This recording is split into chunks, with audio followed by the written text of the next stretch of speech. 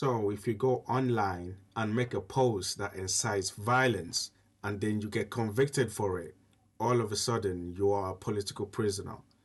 And as long as you just remove the post and apologized, everything should be overlooked and you should not be convicted with what you've just committed.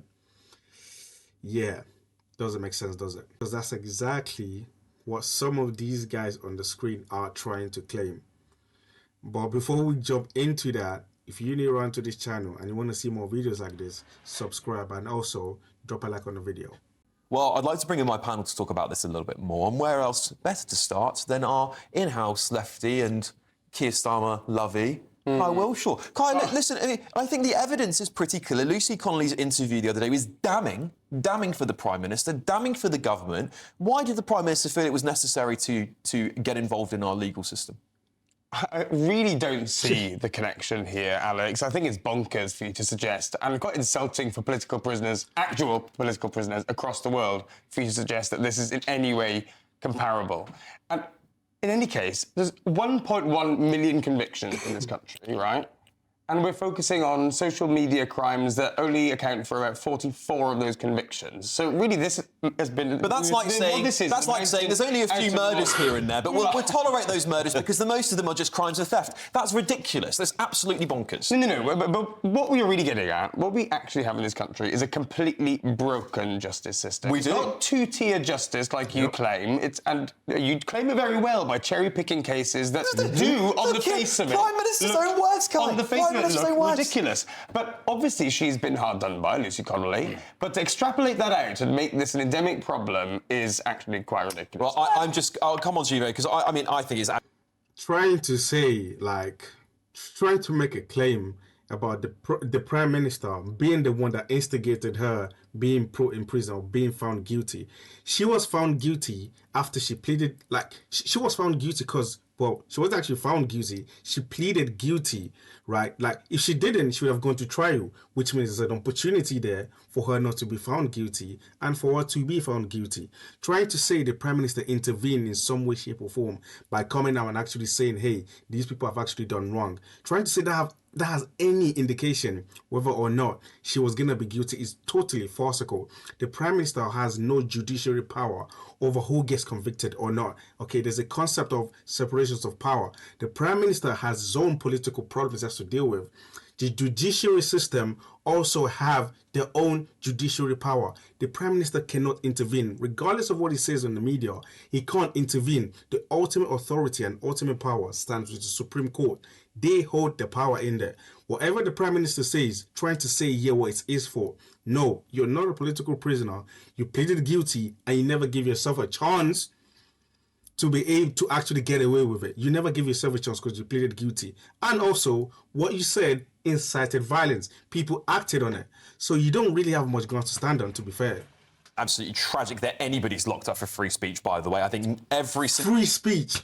Seriously, free speech. Inciting violence is free speech. All right. Single person should be terrified that you can be locked up for a tweet. Absolutely terrified, and people were and are, and that was the whole point of Lucy Connolly going to prison so quickly, because he wanted people, this is Starmer, he said it, that there will be swift justice, jail sentences, and it was dished out. But just to go to your data, because I know you love it, I do. 417 people were charged in the days after Southport with offences during.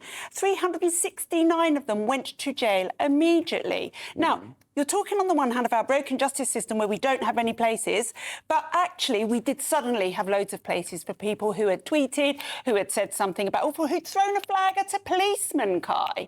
This is a land where we are supposed to have freedom of expression. We don't, and Lucy was a political prisoner of that. No, that is bonkers, really. And it is so convenient that you pick the cases where, Lucy Connolly, she's quite a sympathetic victim, I agree. I think she did regret what she did. What about the man who killed himself? You're not talking about those people who had offensive weapons in their flat, who reposted screenshots of the offensive and vile things that they said. That's exactly the kind of people who were locked up exactly the same time as Lucy Connolly. And all right, I want to bring in Lauren. You can't keep using freedom of speech for every single thing you say, okay? You can't go in and frame someone to be who they're not and say, well, that's just freedom of speech. You can't lie on the face of someone. That can reduce the credibility of that person and say freedom of speech.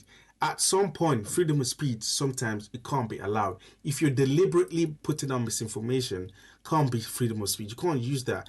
If you're inciting violence, that also can't be freedom of speech. And what she said literally incited the actions, which was causing arson, setting buildings on fire. It was literally what she posted. How is that freedom of speech? And Lon, what do you make of this situation with Lucy Connolly? I think that there is a problem with two-tier justice in this country, but I don't believe it's the one that you think that there is. Okay. I think it's an access to to legal advice issue. My understanding is that Lucy Connolly confessed guilt in advance of taking legal advice, after which any defence is incredibly difficult, whether or not it's in front of a judge at a plea bargain or whether or not it's in front of a jury trial. And it's entirely possible that the legal advice that flowed from that wasn't brilliant, but put her in front of a judge rather than in front of a jury of her peers who may well have found her also equally guilty of what she was charged with, which was inciting racial hatred. Now, there are very clear tariffs for inciting racial hatred. Had she been charged with something else, the tariffs would have been very different. But I also think, and I know that Renee disagrees with me, there is more space in the women's prison estate than there is in the men's, which is why you will see, I think, convicted paedophiles out on licence when this woman was able to be put in prison because there was a space for her. OK. Renee, do you want to come back on that quick? Then I'll bring in Chris. Well, yes, because most of those people jailed were actually men, so that's why that doesn't stack up. I agree with you about the judiciary. But let's just talk about one other case. Peter Lynch, Grandad. Do you know why he was jailed?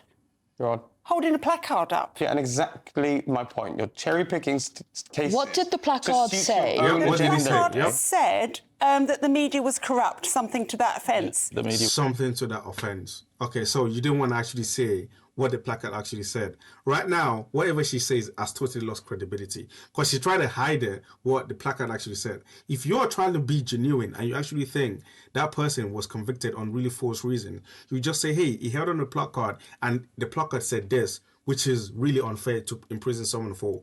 But she doesn't. She just said, oh, yeah, well, the person was on the placard and they got convicted for it. Yeah, well, what are they actually saying in there?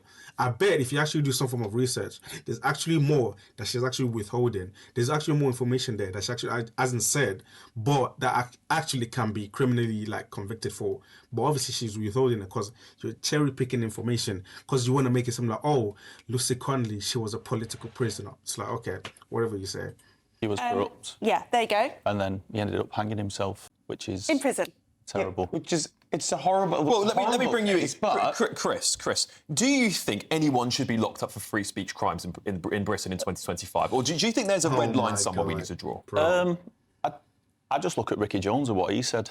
He had a megaphone and he was saying it in front of thousands and thousands of people to slit throats. You know what I mean? And he got away with it. Well, a jury of his peers... Yes, because he didn't plead guilty. Number one, he didn't plead guilty. So, of course, there's an opportunity to get away with it. If you plead guilty, you've totally removed every opportunity of getting away with a crime. That's what it means to plead guilty. He didn't. Number two, what he did and what he said didn't actually incite any action, okay? What Lucy Connolly posted, people acted on it. But what he said, no one acted on it. And he went in front of the jury and he wasn't found guilty. These are totally different things. Also, they were charged for two different things, okay? She was charged for inciting racial hatred. He was charged for something different, okay? It's not the same at all. said that he was not guilty. A judge, after she had confessed, said that Lucy Connolly was after she had agreed to a guilty plea. That's two very different approaches to justice. Can I say, because I think that highlights the problem I've got here, is that this whole situation was rushed. It was rushed. Yeah, Lucy Connolly was rushed, and it was only because the Prime Minister stood up on that podium and said, we're going to rush this, we're going to rush through these cases. We're going to call out this far-right thuggery. There'll be arrests, and then there'll be convictions, and you will not like it. Pretty much almost what he said word for word there. If the Prime Minister gets involved and says, I'm going to make a political statement, it's about the justice system and how I'm going to now make it faster and quicker and harder and tougher on people who are getting involved in this protest here, then surely... Then I'd like Starmer to try and, make this story go away, and I'd like him to do a little experiment. Go on. I'd like him to stand up on Monday and say that everybody up for a sex crime has to have had it been dealt with by Christmas. There you go. And we'll see if his intervention has any bearing on the speed at which those cases, famously slow cases, famously hard to adjudicate, very different. if they How is it different? It's very different. The country was in a febrile state. There were riots on the television. You don't think that there's a crisis of crimes against women in this country? I do. But Oh, okay. So his influence can actually only work when there's some form of tension actually going up in the country. Oh, sorry, my bad. Like, it's so stupid. He clearly cannot have any influence whether or not a case can be rushed or not. Whatever he said, he's just speaking as the Prime Minister. That's it. He has to come and say something. He only spoke because he's the Prime Minister. This idea that he came out, said something, and they just rushed her, and they put her in prison. That's why she's a political prisoner. It just makes no sense. The Prime Minister doesn't have influence on the judiciary system. He doesn't. not to the point where it's on the news every time. It should be. Crimes against women in this country should be on the news every single night, and they are not. So the situation with Starmer standing up and saying that is entirely... Well, that's why I'm saying it should be an experiment. He should stand up on Monday and see if it has the same impact. It does not. It doesn't. Of course Exactly. it doesn't. Because we have a separation of the judiciary and the political systems in this country. But also, I would argue that there's a clear political divide on this, right? With the women's issue, I genuinely tend to believe most good people are aligned. Yeah. Although I do think the case that we're talking about here, which for the following up of the riots, became very political, and that the Prime Minister coming out and saying these are far-right thugs was political in itself. He then, in my opinion, influenced the legal system to the extent where legal advice to the CPS, the judges and everyone's going, Prime Minister saying we need to lock people up, we need to convict, let's crack on with it, doing it faster, quicker and harder. I think we're overlooking the fact that it's entirely possible, in fact, it's plausible that a jury of her peers would also have found her guilty. I think you might be right on that, and we will never know, unfortunately. We'll never know, but Yes, we will never know because she didn't take the opportunity to. There you go. Again, it comes down to her decision making.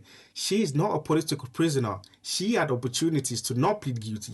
If you truly believe you are not actually guilty, you just plead not guilty, and then you actually get away with it. Or you could obviously get convicted. Then you can actually start to see the cracks in the argument whether or not she actually should have been convicted.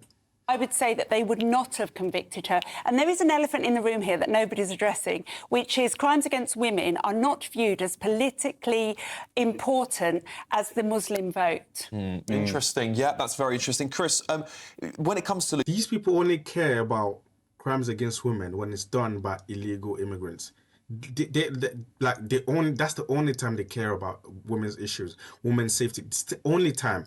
Any other time, they don't really care. But if it's an illegal immigrant doing it or someone coming in a boat doing it, that's when it's like, oh my God, we got to protect the women and children. Okay, what about the women and children that are having problems in this country without any level of interaction with people coming in the boats? Well, it is what it is. So... Lucy Connolly, do you think she's going to sort of be this free speech champion now she's released from prison and she's able to go and speak to anyone she likes? Well, she's already done an interview, hasn't she, with... Yeah. The Mail did it, I think. I think Telegraph with Alison Pearson and that Wilson show as well. She's going to get offers left, right and centre, isn't she?